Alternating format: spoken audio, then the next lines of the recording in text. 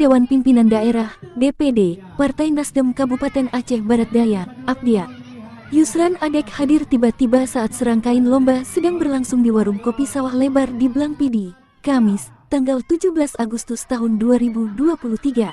Tertarik melihat serangkaian perlombaan dalam rangka memeriahkan Hari Kemerdekaan di lokasi ini, Yusran Adek berinisiatif menyaksikan langsung dan memberi door prize untuk ratusan peserta lomba sebagai bentuk support darinya. Dirinya mengaku senang melihat para ibu-ibu bersama anaknya sangat semangat mengikuti serangkaian perlombaan.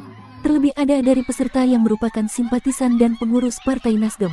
Terpisah, Sri Darmawati selaku penggagas kegiatan menjelaskan bahwa perlombaan yang dilaksanakan itu dalam rangka memeriahkan hari ulang tahun ke-78 kemerdekaan Republik Indonesia.